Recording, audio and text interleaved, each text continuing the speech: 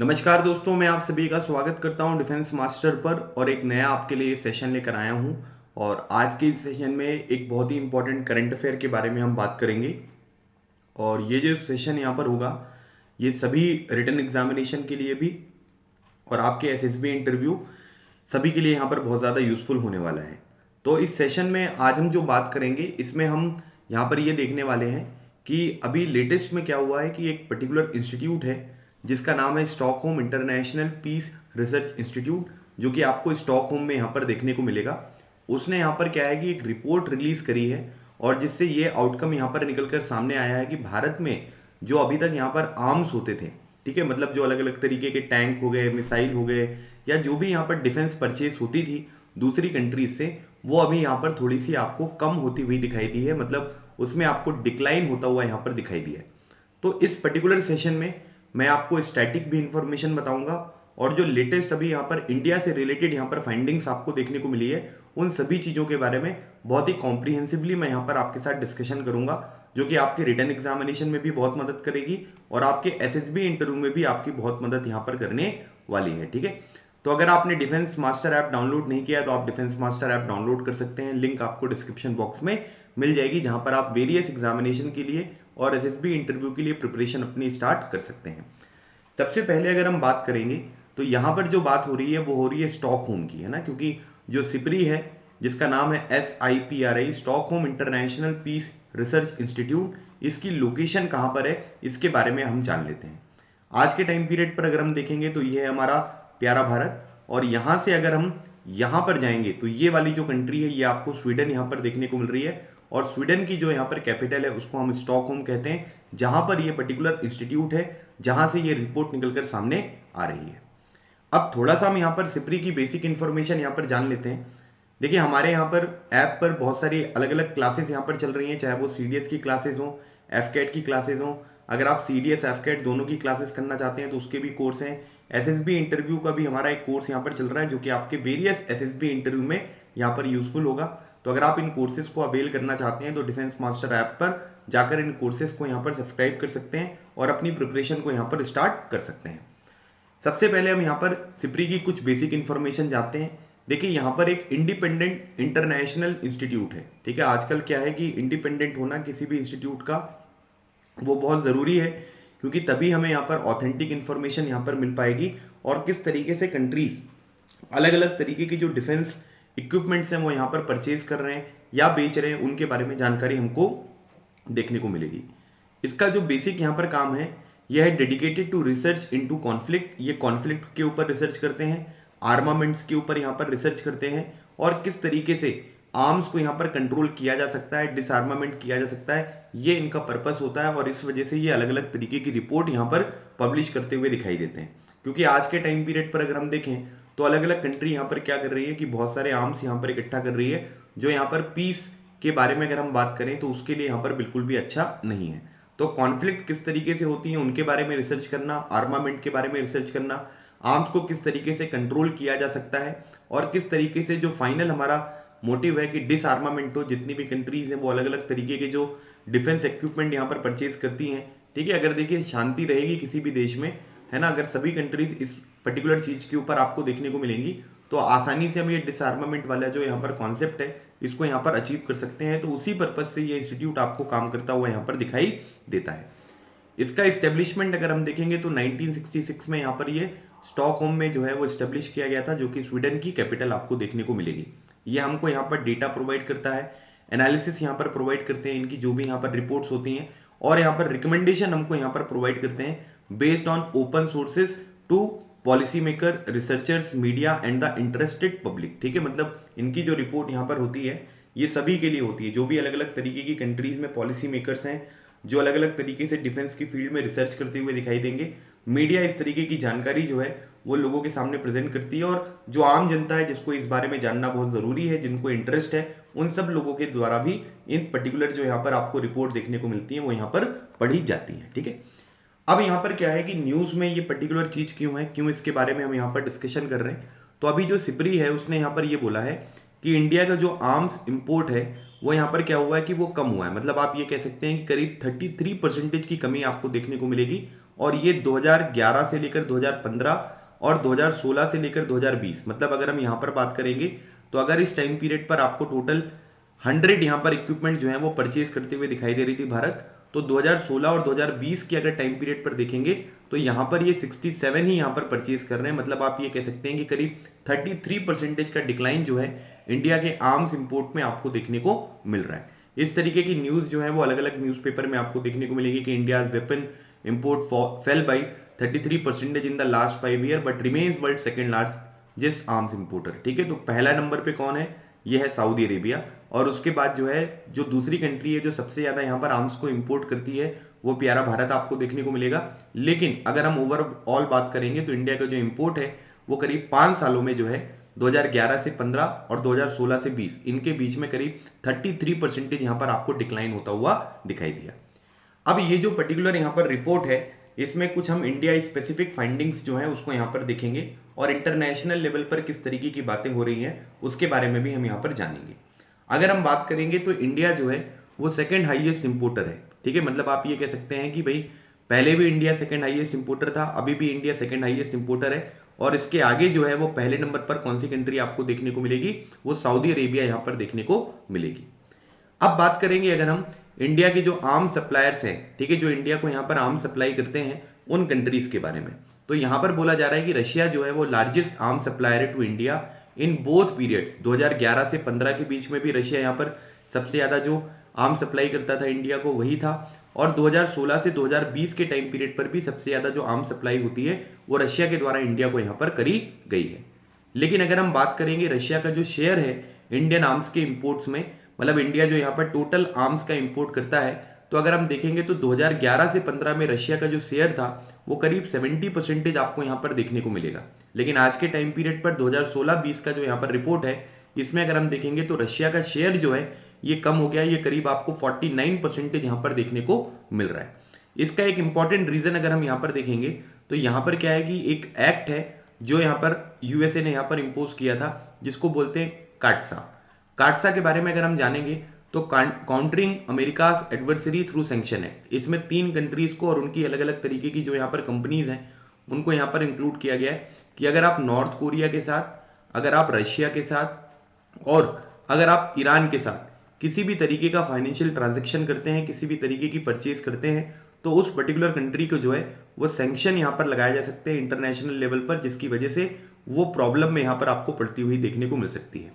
काटसा के तहत 2 कंट्रीज हैं, जैसे हम अगर बात करें चाइना के बारे में, और दूसरी कंट्री जो है वो टर्की, इसके ऊपर ऑलरेडी यहाँ पर सैंक्शन लगा दिए गए हैं। इसका रीजन क्या है? क्योंकि इन्होंने यहाँ पर S-400 जो सिस्टम है वो यहाँ पर रशिया से परचेज किया था। इंडिया ने भी S-400 सिस्टम यहाँ पर परचेज किया था, लेकिन इंडिया की जो डिप्लोमेसी है वो बहुत ही हाईएस्ट लेवल की है और यहाँ पर उनको क्या हुआ, सैंक्शन से वेवर यहाँ पर आपको देखने को मिल गया। तो रशिया जो है वो इंडिया को सबसे ज्यादा आर्म्स यहाँ पर सप्लाई कर रहा है, लेकिन रशिया का जो शेयर है वो आपको डिक्लाइन होता हुआ यहाँ पर देखने को मिल रहा है। और अगर हम फ्रांस और इसराइल के बारे में बात करेंगे तो ये सेकंड और थर्ड लार्जेस्ट आर्म सप्लायर है 2016 से 2020 में। मतलब पहले नंबर पर अगर हम देखेंगे तो आपको रशिया देखने को मिलेगा, दूसरे नंबर पर अगर हम देखें तो वो यहाँ पर आपको फ्रांस देखने को मिल रहा है, और तीसरे नंबर पर जो है वो आपको इजराइल यहाँ पर देखने को मिल रहा है, जिसकी वजह से हमको यहाँ पर बहुत सारे आर्म्स यहाँ पर मिलते हुए दिखाई देते हैं। India's arms imports from France increased by the 709% while those from Israel rose by 82%। मतलब अगर हम देखें तो आज के टाइम पीरियड पर फ्रांस से जो हम यहाँ पर अलग अलग तरीके के आर्म्स इंपोर्ट कर रहे हैं उनका नंबर जो है वो बहुत ज्यादा इंक्रीज हुआ है ना। आप देख लीजिए राफेल वगैरह ये सब चीजें हमने फ्रांस से यहाँ पर प्रोक्योर करी हुई हैं, और साथ ही साथ जो इजराइल है वहां से भी अगर आप देखोगे तो करीब 82% का इंक्रीमेंट जो है वो आपको देखने को मिल रहा है।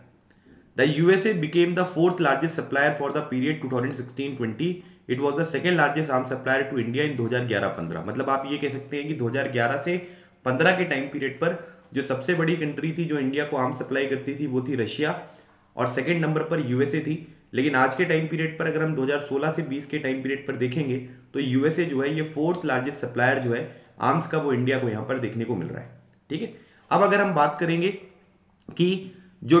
टॉप आर्म्स बायर हैं 2016 से 20 के टाइम पीरियड पर, इनकी एक लिस्ट यहां पर हम देख लेते हैं। तो अगर हम सऊदी अरेबिया को देखेंगे तो ये पहले नंबर पर है, और इंडिया को अगर हम देखेंगे तो ये आपको सेकंड नंबर पर देखने को मिल रहा है, और थर्ड नंबर पर आपको इजिप्ट है, चौथे नंबर पर ऑस्ट्रेलिया, पांचवें नंबर पर आपको चाइना देखने को मिल रहा है, फिफ्थ नंबर पर आपको अल्जीरिया और सिक्स नंबर पर साउथ कोरिया यहां पर देखने को मिल रहा है। अगर आप सऊदी अरेबिया को देखिए तो सऊदी अरेबिया ने जो सबसे ज्यादा यहां पर आर्म्स यहां पर परचेज करे हैं, ठीक है, या इंपोर्ट करवाए हैं, वो कहां से करे हैं, वो यूएसए से करे हैं। लेकिन अगर इंडिया के केस में अगर आप देखोगे तो इंडिया ने यहां पर 7 बिलियन का जो करीब यहां पर आपका व्यापार है वो रशिया से यहां पर किया है, यूएसए से केवल 1 बिलियन का, और जो दूसरी कंट्रीज है जैसे फ्रांस हो गया, इसराइल हो गया, वहां से करीब ये 5 बिलियन का जो इंपोर्ट है वो आपको देखने को मिल रहा है, ठीक है। फिर इजिप्ट ने भी यहां पर रशिया से सबसे ज्यादा यहां पर व्यापार किया है 3 बिलियन का। फिर ऑस्ट्रेलिया ने यहां पर यूएसए के साथ किया हुआ है, चाइना ने भी यहां पर रशिया के साथ किया हुआ है, अल्जीरिया ने भी यहां पर रशिया के साथ किया हुआ है, और साउथ कोरिया ने यहां पर यूएसए और जो बाकी कंट्रीज है उनके साथ यहां पर बराबर किया है। तो आप यहां पर ये देख सकते हैं कि ज्यादातर जो कंट्री है वो यहां पर रशिया के ऊपर डिपेंडेंसी अपनी यहां पर दिखा रही है, लेकिन यूएस में अगर हम देखेंगे तो इनके साथ भी जो बाकी कंट्रीज है वो ट्रेड ज्यादा करती हुई दिखाई दे रही है, मतलब अपने आर्म्स जो है वो यूएसए से आपको परचेज करते हुए वो देखने को मिल रहे हैं, ठीक है। तो इसके बारे में आपको थोड़ी सी जानकारी होना जरूरी है, क्योंकि ये आपके ग्रुप डिस्कशन वगैरह में भी यहां पर डायरेक्टली पूछा जा सकता है। अब अगर बात करेंगे इंडिया के एक्सपोर्ट के बारे में, अभी तो हमने यहां पर इंपोर्ट के बारे में बात करी है ना, कि कहां से कितना इंपोर्ट यहां पर हो रहा है, लेकिन अगर हम इंडिया के एक्सपोर्ट के बारे में बात करेंगे तो India accounted for 0.2% of the share of global arms export during 2016 से 2020, making the country the world 24th largest exporter of major arms, ठीक है। मतलब आप यहां पर ये कह सकते हैं कि जितना भी एक्सपोर्ट 2016 से 2020 के बीच में हुआ, इसमें अगर हम इंडिया का शेयर देखेंगे तो इंडिया ने 0.2% जो यहां पर आर्म्स हैं वो यहां पर एक्सपोर्ट किए, और पूरी दुनिया में अगर इंडिया का पोजीशन देखा जाएगा तो इंडिया जो है वो 24th लार्जेस्ट एक्सपोर्टर है मेजर आर्म्स की कैटेगरी में, जो इसने यहां पर एक्सपोर्ट करे। This represent an increase of more than 200% over India's export share 0.1%, जो कि आपको 2011 से 15 के बीच में देखने को मिलेगा। मतलब इंडिया का जो 2011 से 15 तक का यहां पर शेयर था वो करीब 0.1% का था, जो इंडिया यहां पर आर्म्स को एक्सपोर्ट करता था, लेकिन 2016 से 2020 के टाइम पीरियड पर यह नंबर आपको इंक्रीज देखने को मिला। अगर हम इंडिया के मिलिट्री हार्डवेयर के बारे में बात करेंगे जो वो यहां पर एक्सपोर्ट करता है, तो इसमें कुछ यहां पर कंट्रीज हैं जो टॉप रेसिपिएंट हैं, जैसे आप देख लीजिए म्यांमार हो गया, श्रीलंका हो गया, मॉरिशस, ये सारी की सारी कंट्री जो है वो इंडिया के साथ यहां पर सबसे ज्यादा जो है व्यापार कर रही है, मतलब इंडिया जो है इनको सबसे ज्यादा एक्सपोर्ट यहां पर कर रहा है। अब अगर हम फ्यूचर ट्रेंड्स के बारे में बात करें, owing to increasing threat from Pakistan, China and a significant delay in domestic defence manufacturing, India's arm exports are expected to increase over the coming few years. मतलब आज के टाइम पीरियड पर आप ये देख सकते हैं, चाहे चाइना के साथ यहाँ पर साउथ चाइना सी के बारे में बात कर लीजिए, पाकिस्तान के साथ जो अलग अलग तरीके के इश्यूज अलग अलग कंट्रीज के देखने को मिलते हैं, और जो उनकी डोमेस्टिक डिफेंस मैन्युफैक्चरिंग है उसको अगर हम यहाँ पर देखें तो आप यहाँ पर ये कह सकते हैं कि आज के टाइम पीरियड पर जो है डोमेस्टिक डिफेंस मैन्युफैक्चरिंग के ऊपर, मेक इन इंडिया के ऊपर हम यहाँ पर फोकस कर रहे हैं। लेकिन अगर हम एक इंपॉर्टेंट चीज यहाँ पर देखें तो आप ये कह सकते हैं कि ये जो इंपोर्ट है वो आपको थोड़ा सा इंक्रीज होता हुआ दिखाई देगा, है ना, क्योंकि चाइना के साथ भी अगर आप देखो तो लाइन ऑफ एक्चुअल कंट्रोल में हो गया, डोकलाम वाले रीजन में हो गया, ठीक है, उसके साथ पाकिस्तान के साथ भी इशू यहाँ पर निकलकर सामने आ रहे हैं। तो आप यहाँ पर ये कह सकते हैं कि थोड़ा सा डिले यहाँ पर हो रहा है, तो इसकी वजह से हो सकता है कि इन फ्यूचर इंडिया का जो इंपोर्ट है वो थोड़ा सा आपको इंक्रीज होता हुआ दिखाई दे, ठीक है। मतलब अभी जो 2016 से 2020 का टाइम पीरियड है इसमें आपको कम देखने को मिला, लेकिन इन फ्यूचर यहाँ पर ये ट्रेंड देखने को मिल सकते हैं कि जो इंडिया का इंपोर्ट है वो यहाँ पर इंक्रीज होता हुआ दिखाई दे रहा है। अब जो इंडिया का ये इंपोर्ट यहाँ पर फॉल हुआ है, इसके क्या क्या कारण है? सबसे पहली बात यहाँ पर ये है कि इंडिया का पुश फॉर सेल्फ रिलायंस, कि भाई हम अपनी मैन्युफैक्चरिंग जो यहाँ पर यूनिट्स हैं उनके ऊपर काम करेंगे ताकि इंडिया की जो डिपेंडेंसी है अलग अलग कंट्रीज के ऊपर वो सब चीजें यहाँ पर समाप्त होती हुई दिखाई दें। रिपोर्ट यहाँ पर ये कहती है कि fall is not attributed to the government push to make in India self reliant in defence manufacturing. मतलब ये बोला जा रहा है कि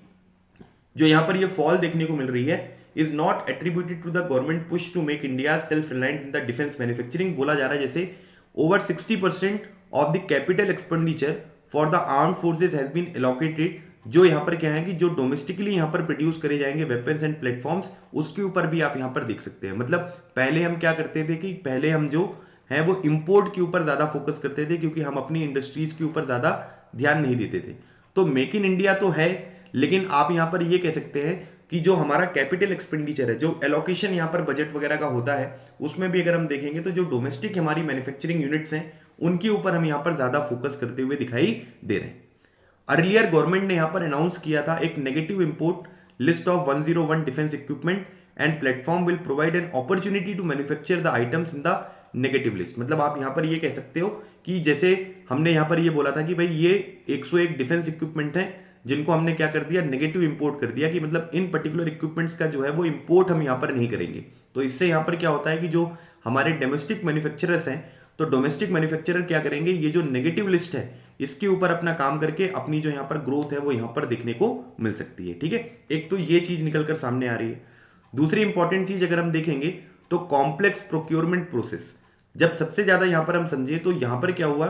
कि जो मेन यहां पर हमको यहां पर इंपोर्ट में ड्रॉप देखने को मिल रहा है वो किसकी वजह से हुआ, क्योंकि यहां पर जो प्रोक्योरमेंट प्रोसेस है वो बहुत ही कॉम्प्लेक्स आपको देखने को मिल रही है। ठीक है, जैसे मान लीजिए कि यहां पर आप ये भी बोल सकते हो कि हम लोग जो है वो रशिया के ऊपर अपनी आर्म्स की डिपेंडेंसी जो है वो भी यहां पर कम करते हुए दिखाई दे रहे हैं। तो यहां पर क्या है कि आपने देखा कि राफेल जेट जो है उसके ऊपर हमने बहुत पहले बात कर ली थी। ठीक है, लेकिन 2020 में हमको कुछ यहाँ पर राफेल्स यहाँ पर देखने को मिले। तो ये जो पूरी की पूरी प्रोक्योरमेंट प्रोसेस है ये यहाँ पर क्या होता है कि मतलब बहुत ज्यादा यहाँ पर लंबी हो जाती है, जिसकी वजह से हम ये सोचते हैं कि भाई इससे अच्छा है कि हम लोग खुद ही यहाँ पर फोकस कर लें, खुद की यूनिट्स के ऊपर हम काम कर लें, ताकि हमारी जो ऑन टाइम डिपेंडेंसी है वो यहाँ पर दूसरी कंट्रीज के ऊपर ना रहे। और सबसे इंपॉर्टेंट चीज ये है क्योंकि रशिया के साथ हम बहुत ज्यादा इक्विपमेंट यहाँ पर परचेज करते थे, वो चीजें जो है वो हमने रिड्यूस करना यहाँ पर स्टार्ट कर दिया है, क्योंकि कई सारे फेलियर्स आपको देखने को मिलेंगे। मिग 21 वगैरह की चीजें जो है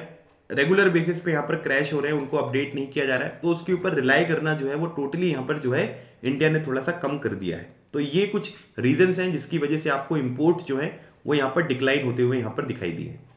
अगर हम इंटरनेशनल ट्रांसफर के बारे में बात करें तो 5 जो ग्लोबल आर्म एक्सपोर्टर हैं, ठीक है, वो कौन कौन से हैं, जिसमें अगर आप देखोगे तो ये आपको मिलेगा यूएसए, ठीक है, रशिया, फ्रांस, जर्मनी और चाइना। ये टोटल 5 कंट्री हैं जो यहाँ पर एक्सपोर्ट करती हुई दिखाई दे रही हैं। तो सबसे पहले नंबर पर यूएसए अभी भी विद्यमान है, सेकंड नंबर पर रशिया है, थर्ड नंबर पर फ्रांस, चौथे नंबर पर जर्मनी और पांचवें नंबर पर चाइना आपको देखने को मिल रहा है। अब यहां पर कह सकते हैं कि जो इंटरनेशनल ट्रांसफर है मेजर आर्म्स का, आप यहां पर ये कह सकते हैं कि जितना 2011 से 15 के बीच में हो रहा था उतने ही 2016 से बीच में आपको देखने को मिलेगा। अब यहां पर अगर हम थोड़ा सा इंक्रीज के बारे में बात करें कि जो सब्सटैंशियल यहां पर इंक्रीज हुआ है ट्रांसफर में, वो यहां पर किसके द्वारा किया गया है, वो यूएस के द्वारा, फ्रांस के द्वारा एंड जर्मनी के द्वारा में। और आप यहां पर ये कह सकते हैं कि रशिया और जो चाइना का यहां पर आर्म्स एक्सपोर्ट है वो थोड़ा सा आपको कम देखने को मिला। मतलब आप यहां पर ये कह सकते हैं कि लेवल जो है वो बैलेंस है, पहले जितना एक्सपोर्ट हो रहा था उतने ही एक्सपोर्ट कर रही है कंट्रीज, लेकिन यहां पर यूएसए, फ्रांस और जर्मनी का शेयर यहां पर बढ़ता हुआ दिखाई दिया, लेकिन रशिया और चाइना का जो यहां पर शेयर है वो कम होता हुआ दिखाई दिया। जिसका एक रीजन आप यहां पर इंडिया भी देख सकते हैं, इंडिया ने भी रशिया से यहां पर क्या किया है कि जो अपना इंपोर्ट है वो यहां पर कम कर दिया है। The bulk of Russian export fall was due to the India reducing its import, क्योंकि इंडिया के साथ उसकी जो डिपेंडेंसी थी वो ज्यादा थी, इंडिया ज्यादा यहां पर जो आर्म्स है उनको यहां पर एक्सपोर्ट करता था। If Russia substantially increased its arm transfer to the China, Algeria and Egypt between 2011 and 15, 2016 and 20, this did not offset the large drop in its arm export to India। मतलब आप ये कह सकते हैं कि अगर वो यहाँ पर इंक्रीज भी करते हैं चाइना, अल्जीरिया और इजिप्ट में, तो भी आप यहाँ पर ये कह सकते हैं कि जितना ज्यादा उनको नुकसान इंडिया की वजह से यहाँ पर हुआ, उतना ज्यादा मुनाफा जो है वो चाइना, अल्जीरिया और इजिप्ट से यहाँ पर कमा नहीं पाए। अगर हम बात करेंगे मिडिल ईस्ट जो कंट्रीज हैं वो यहाँ पर इंपोर्ट्स अपना बढ़ा रही हैं, क्योंकि आप समझ ही रहे हो कि जो यहाँ पर मिडिल ईस्ट कंट्रीज है वहां पर बहुत सारे क्लैशेस होते हैं पावर के। सऊदी अरेबिया को देख लीजिए, इजराइल को देख लीजिए, ठीक है, उसके बाद ईरान को देख लीजिए। तो इस पर्टिकुलर टाइम पीरियड पर वहां पर इंपोर्ट जो है वो आपको बढ़ता हुआ दिखाई दिया। और आपको सबको पता ही है कि सऊदी अरेबिया जो है वो सबसे ज्यादा इंपोर्ट यहाँ पर 2016 से 20 के टाइम पीरियड पर कर रहा है, तो वो रीजन भी आपको यहाँ पर देखने को मिल रहा है। अब यहाँ पर कुछ इंपॉर्टेंट चीजें मैं बता देता हूं आपको जो आप अपने जीडी वगैरह में इंक्लूड कर सकते हो। ठीक है, जैसे हम लोग यहाँ पर क्या कर रहे हैं कि भाई इंडिजिनाइजेशन जो है उसके ऊपर फोकस कर रहे हैं, हम लोग सेल्फ रिलायंस के ऊपर ध्यान दे रहे हैं। इंडिया के बारे में अगर हम बात करेंगे, इंडिया दुनिया की तीसरे नंबर की कंट्री है जो मिलिट्री के ऊपर यहाँ पर स्पेंड करती है। पहले नंबर पर यूएसए, दूसरे नंबर पर चाइना आपको देखने को मिलेगा। अगर हम बात करेंगे इंडिया के डिफेंस बजट के बारे में, तो करीब 66 बिलियन डॉलर का मतलब 4.7 लाख करोड़ रुपए का डिफेंस बजट है जो आपको यहां पर देखने को मिल रहा है। यूएस का अगर बात करेंगे तो वो 730 बिलियन डॉलर है। चाइना के बारे में अगर हम बात करेंगे वो यहां पर बोल सकते हैं कि करीब 209 बिलियन डॉलर का बजट आपको देखने को मिलेगा। इंडिया जो है वो सेकंड लार्जेस्ट यहां पर आर्म्स इंपोर्टर है आफ्टर सऊदी अरेबिया, और इसने करीब यहां पर आप ये कह सकते हैं कि पिछले 15 साल में, ठीक है, वो उसने करीब यहां पर 80 बिलियन डॉलर जो है उसकी डील यहां पर करी है। ठीक है, spent over 80 billion dollar in arms deals in last 15 साल। पिछले 15 साल में $80 बिलियन की डील इंडिया ने यहां पर करी है। आप यहां पर ये कह सकते हैं यूएस ने यहां पर इंडिया को सबसे ज्यादा डील जो है वो यहां पर प्रोवाइड करी है कि $21 बिलियन की जस्ट सिंस 2007, ठीक है, ओवरऑल की बात हो रही है। फिर अगर हम बात करेंगे Russia largest supplier since 1960s got 5.43 billion deal for S-400 air defence system and 3 billion deal of Akula nuclear powered submarine, ठीक है, ये याद रखिएगा, ये नाम पूछा जा सकता है कि अकूला 1 क्या है, तो ये एक न्यूक्लियर पावर्ड सबमरीन है और 2018 में इसको $5.43 बिलियन जो है वो S-400 air defence missile system के लिए मिला और $3 बिलियन जो है वो अकूला न्यूक्लियर पावर्ड जो यहाँ पर सबमरीन है उसके लिए यहाँ पर मिला। तो जो रशिया का शेयर है वो यहाँ पर कम हो रहा है। फ्रांस के बारे में अगर हम बात करेंगे 36 राफेल फाइटर हम यहाँ पर खरीद रहे हैं, 2016 में ये डील हुई थी और जिसकी वजह से फ्रांस को 7.8 बिलियन यूरो की डील यहाँ पर देखने को मिली। इजराइल को आप यहाँ पर ये कह सकते हैं कि करीब $1 बिलियन की डील मिली है कि भाई वो किस तरीके से यहाँ पर हर साल जो है वो इंडिया को आर्म्स यहाँ पर सप्लाई करेगा। इंडिया यहाँ पर क्या कर रहा है, देखिए इंडिया के बारे में अगर हम बात करेंगे तो defence acquisition procedure 2020 and other initiative focus on boosting indigenous production capabilities and reducing arms import, ठीक है। भारत जो है वो शुरू से 2020 से यहाँ पर फोकस कर रहा है कि भाई जो यहाँ पर हमारी इंडिजिनस यहाँ पर मैन्युफैक्चरिंग यूनिट्स हैं उनके ऊपर हम यहाँ पर फोकस करें और अपना जो आर्म्स इंपोर्ट है उसको यहाँ पर कम करें। Government will reserve rupees 70,221 crore 63% of the defence capital outlay this year for domestic industry. मतलब आप ये कह सकते हैं कि ज्यादातर जो चीजें हैं यहाँ पर हमारे बजट में उसमें हमने ये सोचा है कि हम लोग जो है वो डोमेस्टिक इंडस्ट्रीज के ऊपर यहाँ पर फोकस करेंगे। मैंने आपको 101 जो यहाँ पर चीजें हैं जिसके एक्विजिशन के बारे में नेगेटिव कर दिया गया है कि इसका इंपोर्ट हम नहीं करेंगे। अब यहाँ पर ये भी बोला जा रहा है कि second negative arm import list निकल कर सामने आएगी जिन पर्टिकुलर प्रोडक्ट का हम इन फ्यूचर यहाँ पर इंपोर्ट नहीं करने वाले। पहली जो है वो अगस्त 2020 में निकलकर सामने आई थी जिसमें 101 weapon system from December 2020 and December 2025 के बीच में हमको उन पर्टिकुलर इक्विपमेंट्स का यहाँ पर इंपोर्ट जो है वो यहाँ पर कम करना है और खत्म कर देना है। New buy global manufacturer in India category to encourage foreign companies to set up production facilities here. और इसी वजह से हमने यहाँ पर क्या किया कि जो हमारा फॉरेन डायरेक्ट इन्वेस्टमेंट है उसकी लिमिट भी हमने यहाँ पर इंक्रीज कर दी है। डिफेंस प्रोडक्शन का जो ऑटोमेटिक क्लियरेंस रूट है उसके तहत पहले ये 49% था, अब यहाँ पर 74% यहाँ पर देखने को मिल रहा है ताकि बाहर की जो कंपनीज है वो इंडिया में आके यहाँ पर काम करते हुए दिखाई दे। और इंडिजिनस जो तेजस फाइटर है, अर्जुन टैंक वगैरह है, इन सब चीजों के ऊपर भी इंडिया यहाँ पर लोगों को बोल रहा है कि भाई आप आर्मी नेवी एयरफोर्स जो है वो इन सब चीजों के ऊपर यहाँ पर काम करें। तो ये कुछ इंपॉर्टेंट चीजें थी